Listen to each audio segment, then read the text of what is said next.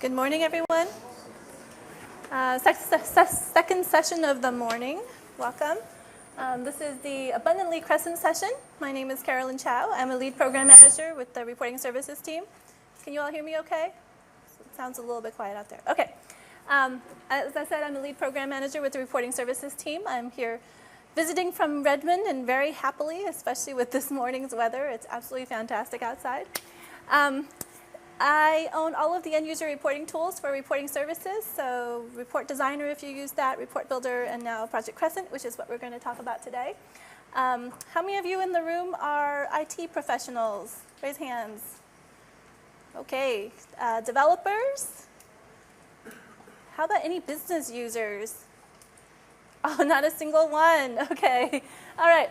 So Project Crescent is not made for you guys, okay? Let's get that out of the way up front. Project Crescent is, you're here to learn about what it can do for your business users, right? So you're here to understand what it takes to build the solution, have ad hoc reporting end to end. That's what Project Crescent is really about. A lot of the session does focus on the capabilities of Crescent itself so that you can evaluate and understand whether it's a good fit for your organization. But a lot of what I'm going to be talking about, like I said, is really not geared towards you. It's educating you so you can go back to your business users and make a call about whether or not it's the right solution for you and whether its capabilities are the things that you're looking for. Okay? So that'll help set some context for what we're going to be doing today. So I'm going to talk to you about what Crescent is, learn about its key capabilities. We'll talk about architecture and requirements, and how it kind of fits into the Microsoft BI stack. And very hopefully, we will have some fun with data, because that's what Crescent really is focused about. So before we go ahead and dive into some of the details of the session, let's have a little quick review of Microsoft Business Intelligence that'll help set the context for what we'll be talking about. At the bottom, of course, you see all of your different data sources in your organization. You may have some, you may have several, you may have all of these as data sources, of course. So we have SQL Server, we have your Oracle, SAP, all of those third-party products that you may have, including their applications. Dynamics, line of business apps, data feeds now are a big deal. On top of that, of course, you have SQL Server itself, which is the most widely deployed EIM and BI platform, right? It includes analysis services, reporting services, integration services, master data services, which shipped with 2008 R2. And that's all part of the SQL Server offering, and that's what we call the data platform, okay? And SQL Server 2008 R2. And then on top of that, we have all of our front-end tools. These are the things that your users use to access the data and be able to make sense of it. And that includes SharePoint with dashboards and scorecards, SharePoint also for collaboration, Excel workbooks, Power Pivot applications, the end-user tools for reporting services, Report Designer, Report Builder. There's a whole suite of products and capabilities that come with the Microsoft BI platform tailored for the specific needs of the different audiences that you have in your organization. And that Office suite, of course, is the most broadly deployed and used productivity suite in the world. Okay? So really the Microsoft BI platform encompasses SQL Server and Office and SharePoint. Okay? It's one offering, it's one solution stack. None of the individual products by themselves is what we consider business intelligence offering from Microsoft. So really quickly, there's a whole session on what's new in SQL Server Denali. I think it's tomorrow morning, so if you're interested in knowing kind of what's going on overall in SQL Server, please do go to that session. But just a quick review of the pillars of Denali. There are 3 of them. The first, of course, is Mission Critical Platform. And hopefully some of you were at Nicholas Stritz's session right next door this morning where he showed Always On. That's a huge part of our Mission Critical offering in Denali.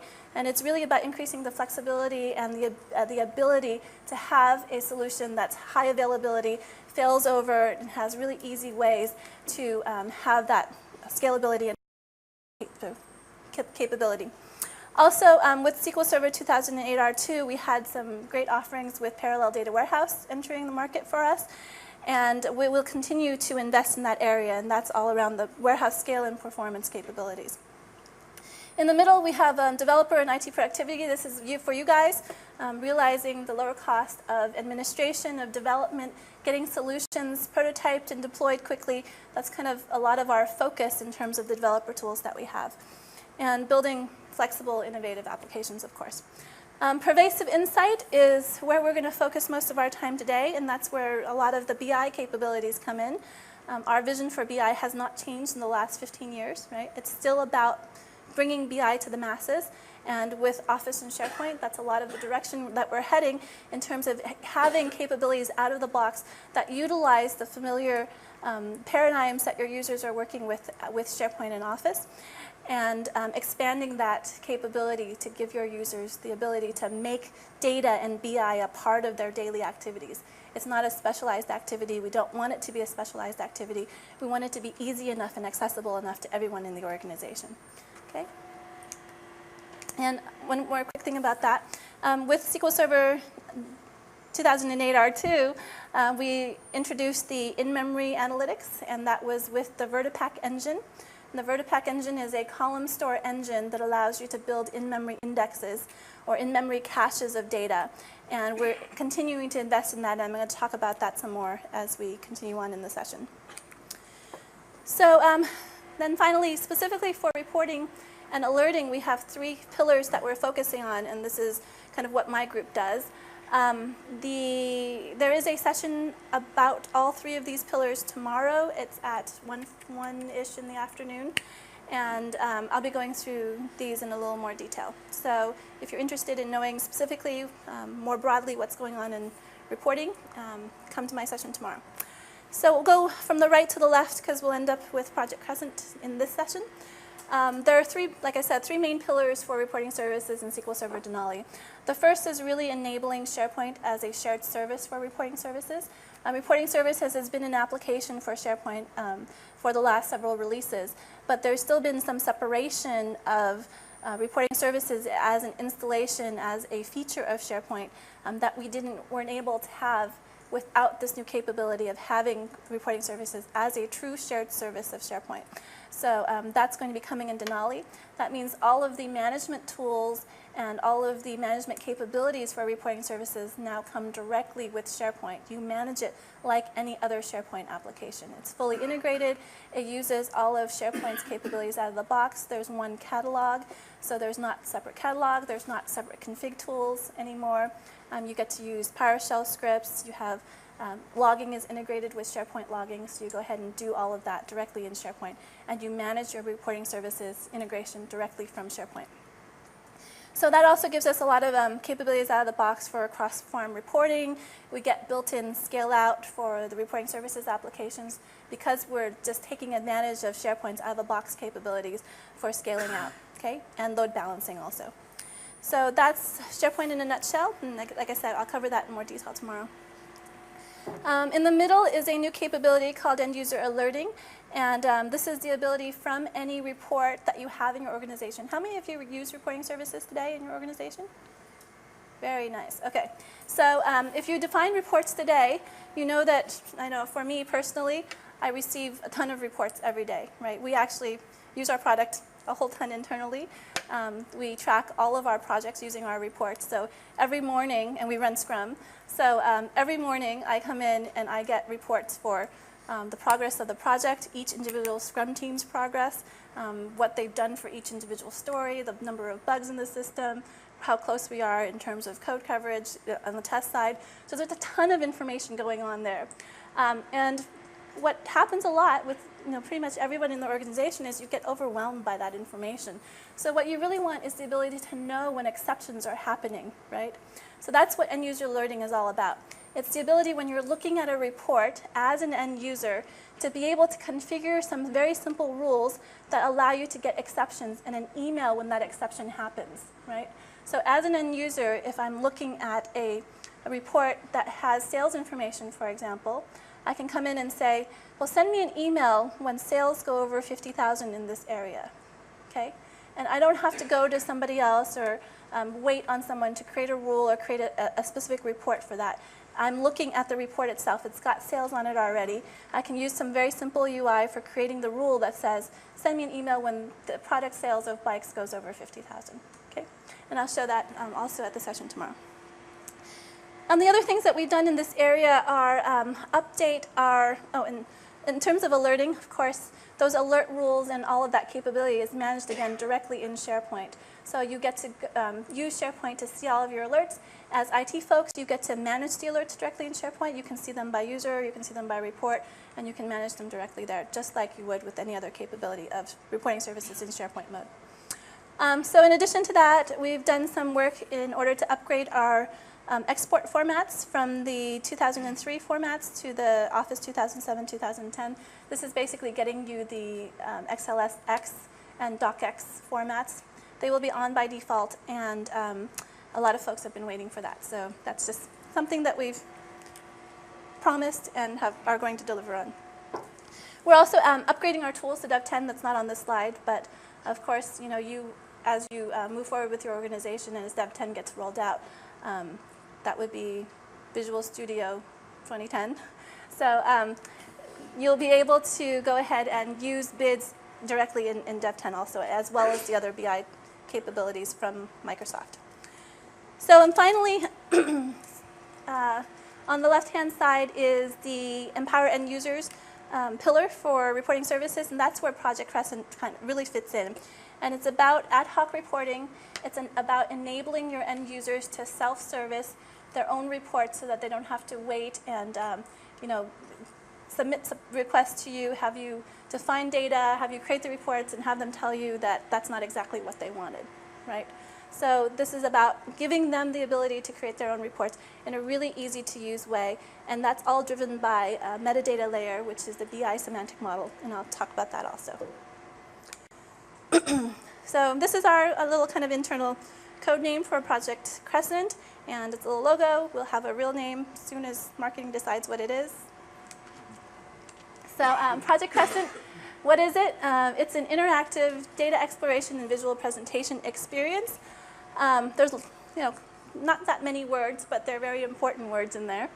The interactive part is very important to us. Users today, they really need interactivity, right? People don't want to wait around for a long time. They don't want to press a button and wait for 2 minutes for a report to run. And they especially don't want to have to design without knowing what's going on in their design. Users need that constant feedback of what am I looking at? Do I have the right filters? Do I have the right data on the page? So that interactive data exploration is very important. And then visual presentation is also very important. We want to, out of the box, enable Crescent to be presentation ready at all times. And that means it's optimized for the screen. It's made to be used online. It's made to be shared online. And we optimize the user experience around that. Okay? So the easiest way to talk about Crescent is not to talk about it, but to show it. So I'll go ahead and do that, and then we'll come back and kind of look at what's going on underneath the covers. Make sure my laptops don't fall asleep while I do that. Okay, so switch to 2. There we go. All right, so Project Crescent is also integrated into reporting services in SharePoint mode. So what you're looking at is a normal SharePoint document library. And what I have in there and what you can do is be able to launch Project Crescent either from an Excel workbook that has a Power Pivot model associated with that workbook. And I'll show you that in a few minutes. And then, or you can create a reporting services data source, shared data source. And most of you have reporting services, so you understand this notion of shared data sources.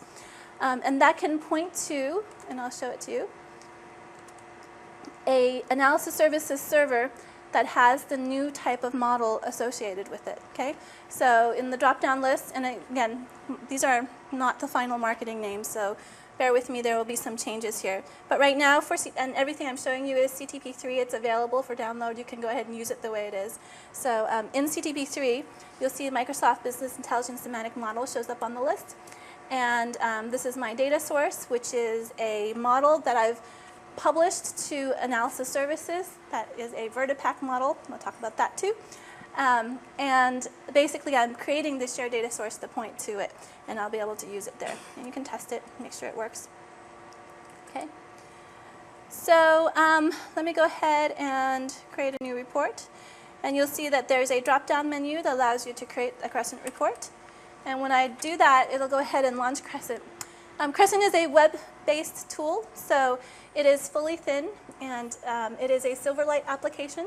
And in CTP3, it requires Silverlight 4 in order to run in your environment.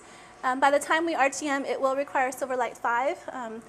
We've been working very, very closely with the Silverlight team on a set of both performance enhancements and capabilities to enable Crescent to really, really perform, and some of the functionality that we want to add is dependent upon Silverlight 5. One of the big ones is print. You all expect print to work when you create data, and we had to work with the Silverlight team to enhance some of their printing capabilities in order to get that in. So by the time we ship Denali, it will require Silverlight 5. So that's something to keep in mind. But basically, Project Crescent is designed with the Microsoft Office paradigms. Specifically, we look at the design patterns and usage patterns around Excel and PowerPoint, and we kind of bring that together, and we think of Crescent kind of like the PowerPoint for data, right? So if I come in here, I can, of course, add a new title to my report, and I'll call it Movie Sales. And the data I have is encapsulated in this model that's on this right-hand side. And the model is just metadata about the underlying data that I'm connecting to, right? So what I have in this case is some movie data that talks about the different types of movies I have in my catalog. This is basically a movie distributor database, and it's actually fairly real data from the Xbox Live service. So, you know, the Xbox Live service serves movies, and we got a little bit of a snapshot of data from them. It's been changed a little bit to, of course, make it presentable, but in its essence, it is real data. So there's information about the movies themselves, and that comes actually from a third-party source, which I'll talk to you about a little bit later. And then there's also the sales information, which is actually downloads and viewings of the movies online. Then there's some geographic information and some data information about that. So as an end user, when I come in, I see what I'm able to report on. And in order to explore, because exploration, like I said, is very important to users, all I have to do is click on something like movies in the database. And what that will do is go ahead, and you can see that some of the fields for movies got checked, right? There's metadata. I'm connecting to a metadata layer. That's the BI semantic model. And I'll talk in more detail about that in a little while.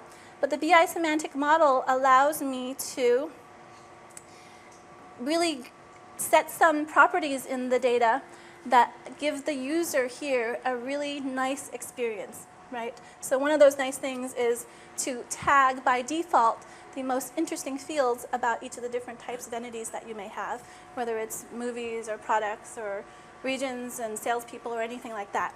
You help the user, guide the user in the experience by giving them a great way to get started. So I got the list of movies, and I got the title, the poster, the director, the provider, those things about movies that are most interesting.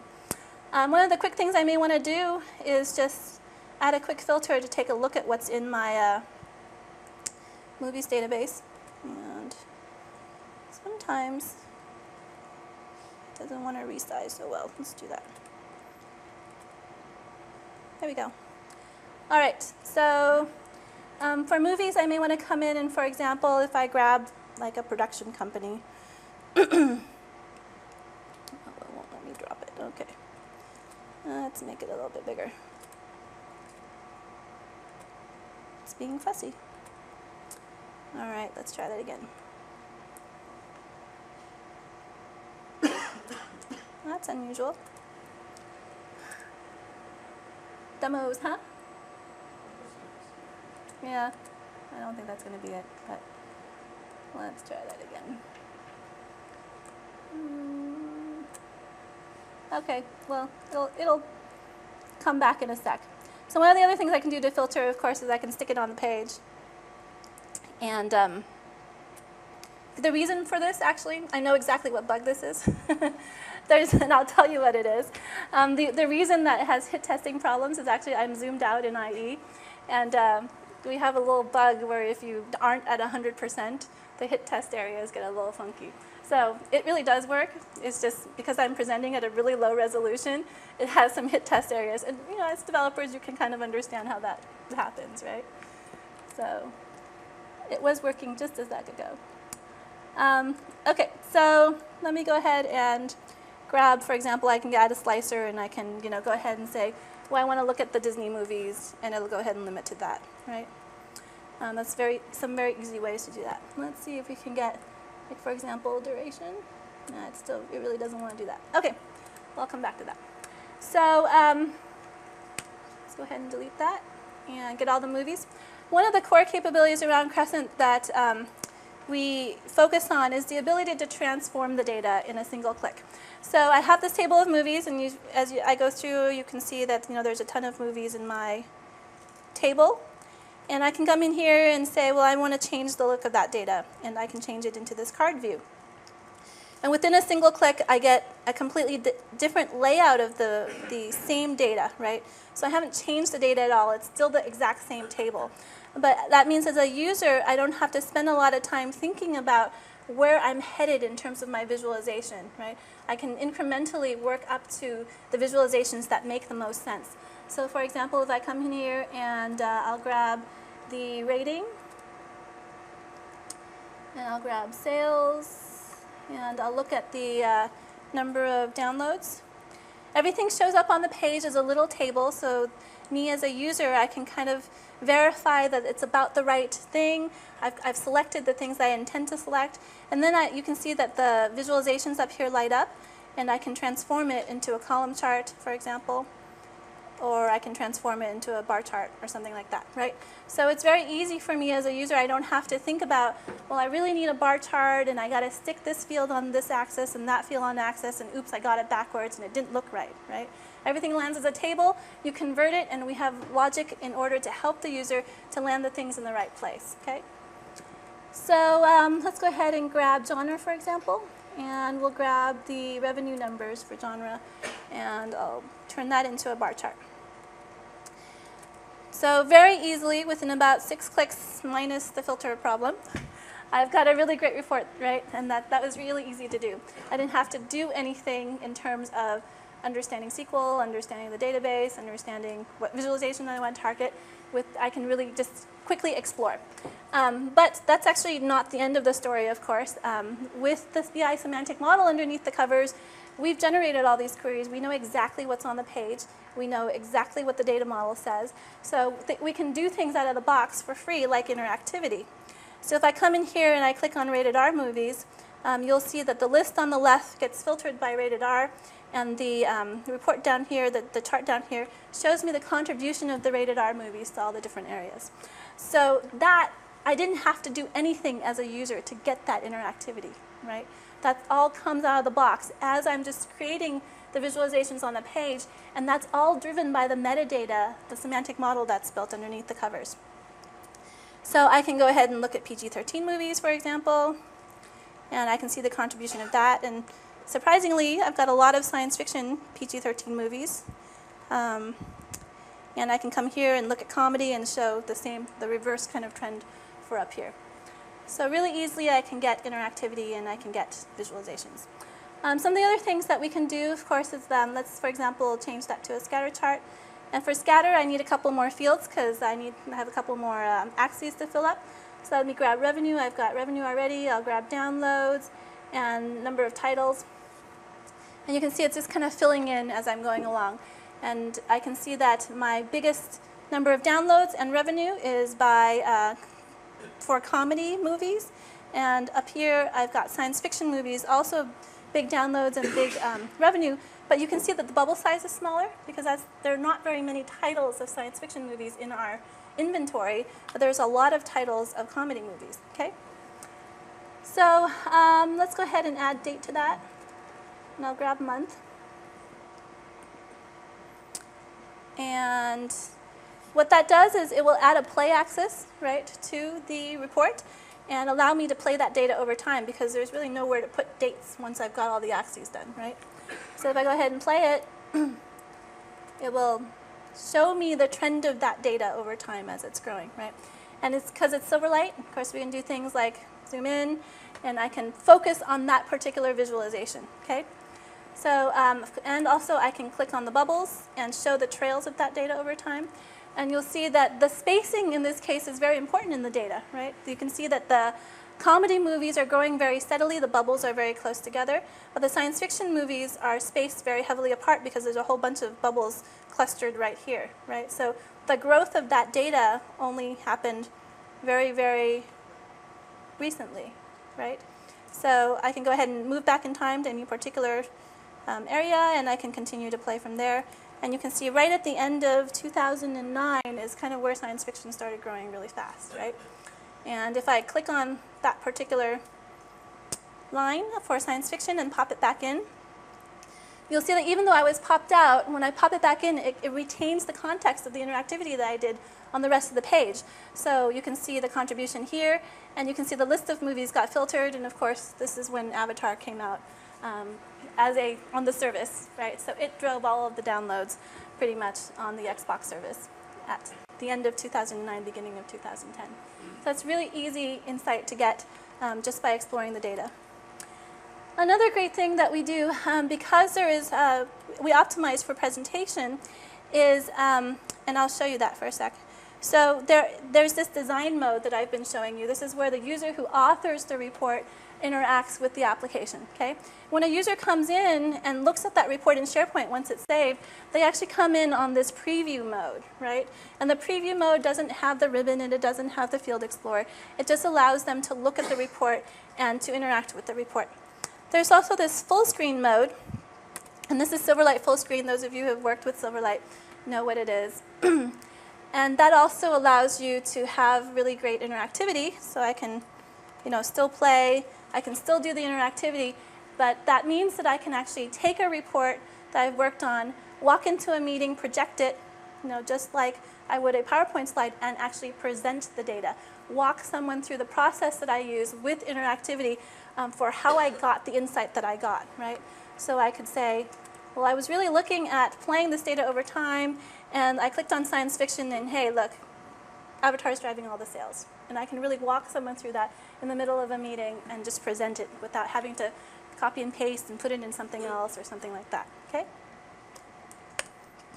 So because we have this capability or this focus on presenting the data, you can see, for example, we have scroll bars.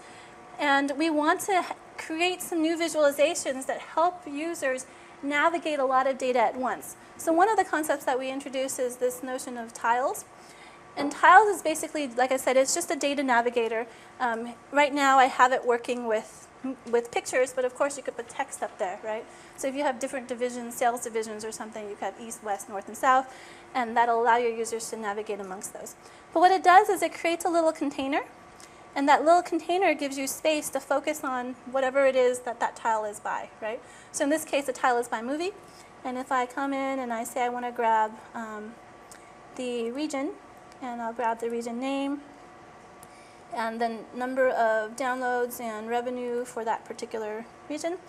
I'll get a little data region that's specific to that particular movie, right? And I can go ahead and then navigate the different movies and see the download and revenue information for that specific movie. But on the right-hand side, I still have the detail information, the summary information for all of the movies. So as a user, this is very seamless to me. It's really easy for me to think of things this way. But if you think about kind of the SQL statements that are being generated in the background or the concepts that are being used, we're really creating a master detail report on the left, right, where the movies are the master and then you're getting some summary information, which is the details about those movies. That's hard to do, right? But we make it easy to do by just introducing these concepts that are very natural to an end user who wants to navigate and explore data, okay? So that gives you a quick kind of introduction of some of the capabilities in Crescent. Let's go ahead and go back to the slides real quick. And while that's happening, so just a quick review of Project Crescent, which I've already shown you a little bit of. Very highly visual design experience, right? You interact with it on the web. It's very easy to use, focused on Microsoft Office, pretty powerful capabilities in terms of banding and small we'll talk about small multi-tab. I haven't showed it to you yet in a later demo. But lots of different types of visualizations, rich metadata-driven interactivity, right? It's integrated with PowerPivot, with the VertiPack engine. You can have a lot of great interactivity out of the box with no configuration by the user, right? And animations, and it's also presentation ready at all times. So when we first started working on this, you guys use reporting services today. You know that there's quite a bit of difference probably looking at this application than your report builder and report designer, right? So it took us a little while to get the team to think about what those differences are. Report designer and report builder, and the power of reporting services is really in the richness of the capabilities that we can offer. And that's all through a ton of RDL capabilities, right? So if you look at report designer and report builder, what's the number one thing that you guys use probably? It's the property grid, right? The property grid is where you go and you set all these properties. You can use expressions, you can use custom code, you can tweak visualizations, and you have a ton of fine-grained control over exactly pixel perfect how the report is going to look. That is not the goal of Crescent, right? The goal of Crescent is to focus on the data, focus on the user answering, getting answers with the data, and not the pixel perfect fine-grained control of how it exactly looks and where exactly it is on the page, right? So to help our users and ourselves to kind of understand that change, we came up with these tenets that we use in designing Crescent, and I thought I'd share it with you. This poster sits outside my office, and we actually update it every season. So right now, outside my office, this is the summer version of this poster, but I brought the winter version because it is winter here and not summer. But basically, you know, there's one way to do things in Crescent. We don't try to enable multiple ways of doing the same thing. We want to find the right way, the most obvious way, the most frequently used way, and we enable that within Crescent, right? We want everything to be within 2 clicks. So if the user is using some part of the application and they want to, for example, change the visualization, that's 2 clicks away. No more than 2 clicks. Everything is within 1 or 2 clicks away. Everything is done in context with the data. So all of the data lands on the page, the user gets to see it live. There's no lag, there's no design time experience that's separated from the runtime experience. So you're not designing this abstract layout and then pressing some button and walking away for 20 minutes or 20 seconds and waiting for that layout to happen and for the data to be populated. Everything happens with the data and the context on the canvas. Less is more. It is not our goal ever to add every little capability that we have in RDL to Crescent. And the reason for that is that's just too much for an end user, right? For example, we will never add custom code to Crescent. We will have probably some third-party capability in the future for you to plug into, but that does not mean that we would enable end users to go in and write really complex expression or code or have all the little fidgety things that you can do in Report Builder. And that's really important because we want to make sure that we're not overwhelming the user with options that they're not going to use when they're exploring and presenting data. So less is more. Choosing the right defaults, same thing, making sure that we are looking for the right defaults. And we've spent some time with some of the data visualization gurus, and we've had some interesting conversations about what the right default might be. So for example, things like highlighting and filtering. You'll see that some cases, for a table, we filter the results when you do interactivity, and for charts, we do highlighting. We want to know from you guys, especially around CDB3, if those behaviors are correct, right? So we've chosen them. We've made some very explicit decisions about what the interactivity is and how it works. So, and we aren't going to enable multiple ways of doing things because that would break number 1. So use it, give us feedback, let us know what your users think and what they believe is the right patterns of usage. Easy for the user, hard on us. This is all about that out-of-the-box capability, right? We don't want users to spend a lot of time configuring things. We don't want them to be spending a lot of time making things look good. So we do that, and we spend a lot of time on that out of the box. And highly performant and efficient is really about the underlying engine and the underlying model, and that's all based on the VertiPack in-memory column store engine that's underneath the covers. Okay, so those are the tenets, and that's how they surface in the UI. In terms of the architecture and the solution that you have to put together to get everything working for Crescent and for ad hoc reporting is you have IE and the Crescent client, which, like I said, in CTP3 requires Silverlight 4, and by the time we ship will require Silverlight 5. You can derive the model for that Crescent connects to either through Excel or now through BIDS. So if you're familiar with SQL Server 2008 R2 and Power Pivot, the only way to design a Power Pivot model, a BI semantic model, was through Excel, right? So you had to go into Excel and you had this great tabular experience, and that was really easy to use for end users. But really that's not what you guys want to do, right? You don't want to be in Excel. You don't want to have Excel's limitations in terms of data, even though we can now slam a whole ton of data into Excel. I'll show you that. That's really not enterprise scale, right? So for CTP3 and in Denali, what you'll see is we've taken all of the tools and the ease of use of Power Pivot for modeling, and we've created a new project type in BIDS. So you can go into BIDS and you can use BIDS to design these new BI semantic models that are tabular mode models. And what that also means is that you don't have to directly cache the data in the model itself, right? When you're in Excel and you're modeling, all the data lives inside the Excel workbook. That's not great if you're scaling out to a really big model. You don't want all that data on your desktop, right? So this gives you the ability to create that semantic layer and have all the data, process it, and cache it on Analysis Services Server, very similar to the way that you would have done when you were creating traditional OLAP cubes. Okay? So this is a new way to model, a new way to cache data with a vertical column store engine, and you have the development tools for that in BIDS and CTP3. Okay? And that data lives on the AS server and can go back to the data source. Actually, when I created this slide, it's a little bit old because there's also the ability now in CTP3 to do what we call direct query mode. And direct query mode really allows you to go, like it sounds, directly against the SQL Server relational database. So you actually don't have to cache the data in Analysis Services or in Excel at all. We will pass queries back directly to the SQL Server relational engine. If you're going to do that, of course, because you don't have the in-memory engine, you may pay a performance hit, right? To alleviate some of that, have you guys heard of Apollo? Apollo is the column store index that's the same Vertipack engine, but applied to SQL Server relational tables. So with a SQL Server relational table in Denali, you'll be able to create this new kind of index, which is a columnar in-memory index on SQL Server relational tables directly. And you want to do that specifically for Crescent to make Crescent run really fast against SQL Server relational if you're going to do that. Okay? So that's a new mode. That's also in CTP3, and you can use that. That's how you create the models. And then in the middle, of course, is SharePoint, where we want users to end up in terms of their collaboration and in terms of landing their reports.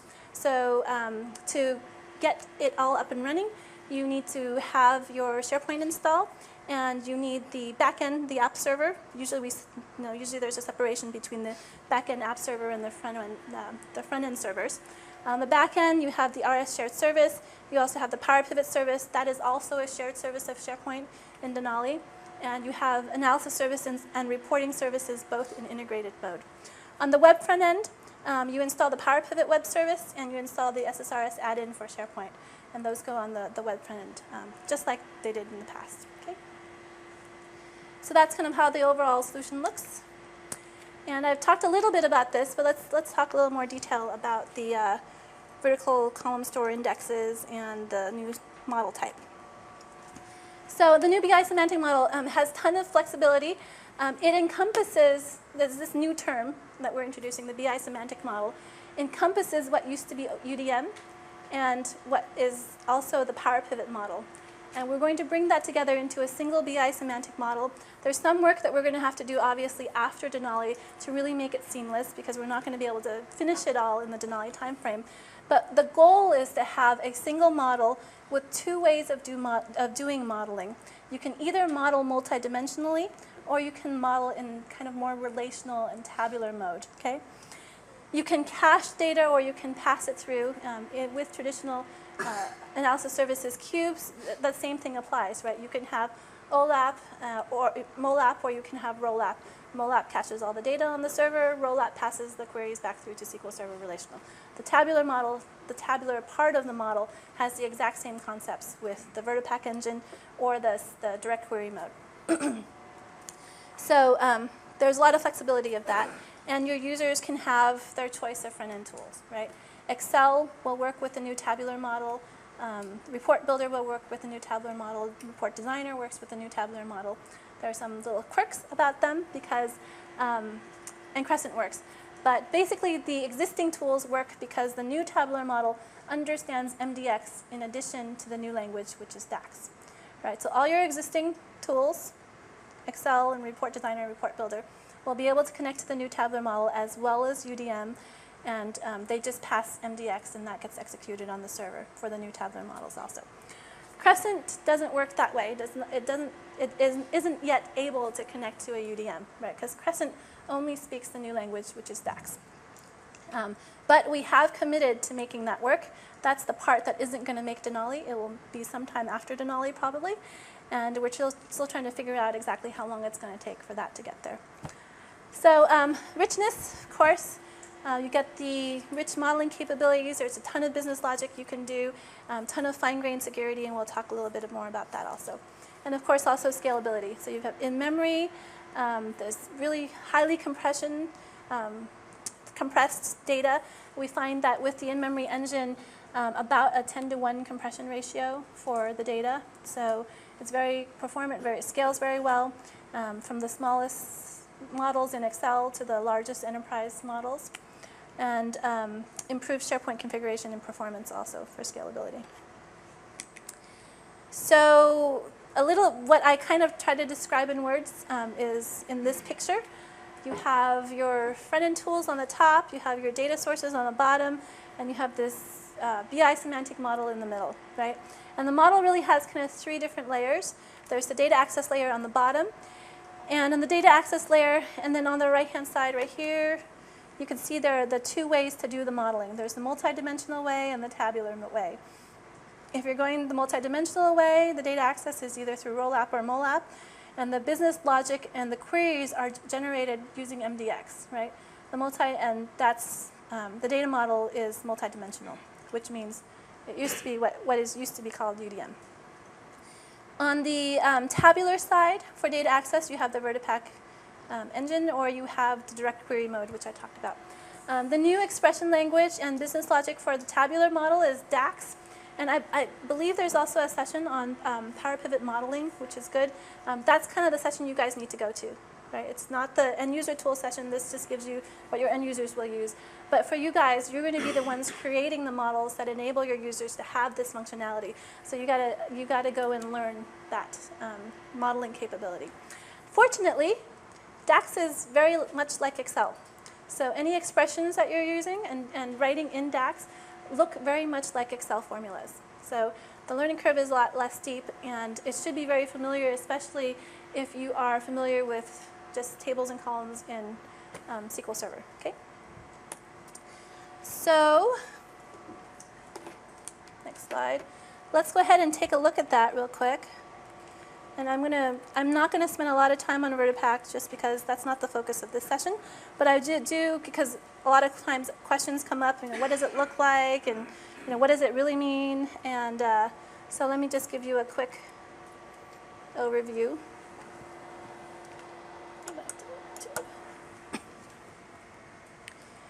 And okay, so what I have is this Excel workbook.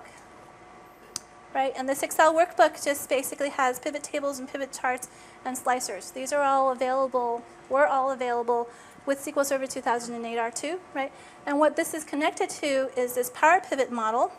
Power Pivot is an add-in that you install in Excel with SQL Server 2008 R2, or now it's also a new project type in BIDS, right? And what you get in Excel is this new tab, and you can launch the Power Pivot window. And it looks, like I said, a lot like Excel. You add tables and columns here, and you do that either just copying and pasting, which if you're an end user doing modeling, That's the most frequent thing you would use, right? Is just copy and paste data from an Excel spreadsheet directly into the Power Pivot table, in the Power Pivot window. You can grab data from the database, from SQL Server, from Access. You can actually use a whole bunch of other data sources also. If you come in here and get external data from other sources, you'll see that we can connect to Oracle and Teradata, Access, IBM, DB2, and reports, Azure Data Marketplace, and other RSS feeds, okay? Or a multidimensional source. So for those of you who are familiar with reporting services because you use it, they're the exact same query designers as you see in BIDS, okay? So if you need to grab data in Power Pivot, you are using one set of tools between AS and now with the Power Pivot, or the BI semantic model building. You don't have to learn two different types of queries and two different types of query builders. So the data that I showed you kind of started in this form, in this Power Pivot model. You can see I have now that box office, those titles, and the purchase information. I've just changed a little when I took this project and imported into BIDS before I published it. So, but this is kind of how it started. I've got some information here, and those titles, like I said, came from a third party to start with. And what this is Netflix actually has a web service that allows you to connect to it and get all kinds of movie information. So that's kind of what we did as a first step. Grab some of the metadata about the movies themselves. So you can see I've got about 127,000 rows here. And if I come in and take a look at some of the other different tabs, you can kind of see what the sizes of those data are. You can see you can connect to have a link table to somewhere else, or you can import the data directly here. And when you're using Excel, like I said, all the data is actually cached in the workbook. So it's all local. But when you're using BIDS, it doesn't have to be that way. You can actually, like I said before, or hinted at, you can put a whole ton of data in Excel now, right, with the Power Pivot add-in. And if you can look down here, there are actually 101 million rows in this Excel workbook, right? And the power of Power Pivot is that it's all cached data in Excel. So I can do something pretty silly, like I can scroll all 101 million rows, which is totally useless, right? But fun to do. But that just shows you that you can stop everywhere, and there's not a lag in terms of waiting for the data to come back, and that. So the experience is very seamless for a user. I can come in here and really get a handle on the data that I have, right? Even better, though, of course, is you want to do things like sorting and filtering, because as a user modeling, I want to get to the right subset of the data, right? So I can sort 100 million rows. It's instantaneous. I can sort it the other way. What's actually the longest is just loading the data into the UI, right? The engine is actually pretty much instantaneous, and loading is what takes a little time here. So that's really fast. And of course, you can also filter. So if I want to come here and say, I want just the euros, I can go ahead and do that, and you can see that I've narrowed down my 100 million rows to about 1 million rows. Okay? So for end user, and it's the exact same UI in BIDS, it's really easy to use, and you can go ahead and model and kind of get a sense for what your data is and that. So the important things, especially the very beginning thing that you need to do for making sure that all this stuff works in Crescent, is you want to manage your relationships, right? So if you have a set of tables, it's really important to have relationships between the tables, even if they're not in the underlying data structure, because that's how we get the interactivity of Crescent. We've got to know how things are related to each other, okay? So come here, I can show you just the relationships are very simple, just like you would create relationships within tables in SQL Server. The media table is connected to the titles, and the purchases are connected to the price and the time and the users. So very simple kinds of things. So you can, of course, then all of the calculations and functions that you want to use, you want to create in the model directly, right? From Crescent, we don't want the end users to be thinking about the kinds of calculations they need to create. You create them in the model, and you enable them for your end users to use. They could be aggregates, they can be expressions, and like I said, the syntax and the types of functions is very similar to what you would see in Excel. Okay? You've got your date and time, math, trig, statistical. Even the UI is meant to look like Excel to make it easy for users to be writing these expressions. Okay? And for those of you who really like tabular view, there's a new diagram view. So that'll show you exactly what's in your model, how things are related. You can do your expressions here for the, just for people who are very familiar with modeling with tables and columns. This is a good view for you. All right. So that's really high level, kind of what a model looks like, how you work with it, and there's a whole ton of things that you can do. With CDB3, you can add, now you can add hierarchies, you can add KPIs to models, all the things that you really wanted with Power Pivot in the first version but didn't quite get, including perspectives are all here now.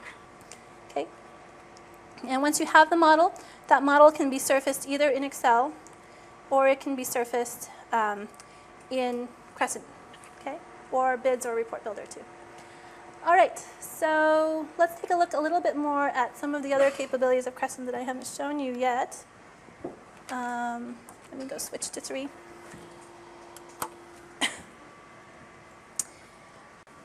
So what I have here, and I thought a little bit about this before I have a whole bunch of different types of demos that I do, and this one's really fun. It's another based on real data set. It's about public schools in the U.S. So this is about one of the different districts in the U.S. And I was in New Zealand last week, and I came over here this week. And I realized that your school system is different than our school system. So I went around asking people, can you please explain to me what your school system is like here so I can kind of do the mapping? And I asked about like half a dozen people in New Zealand, about half a dozen people here, and none of them had children. Like, literally. None of them had children, so I had to resort to going to the web and figuring out what it is. But you guys have primary school, and primary school is very similar to our elementary school. We actually have 3 kind of tiers. We have elementary, junior high, and high school, and you guys kind of have 2. You have primary and then secondary school. So secondary school and primary school, you split that junior high period that we have. So your primary school kind of runs through about 7th or 8th grade for us. And then about 8th grade through high school is what you guys call secondary school. So a lot of this data is about schools, and it's broken down by type of school, the elementary, junior high, and high school. But it's not grades, it's behavior problems, which is what makes it fun, right? So if I take a look at, for example, the behaviors of students, and I'll look at it by grade.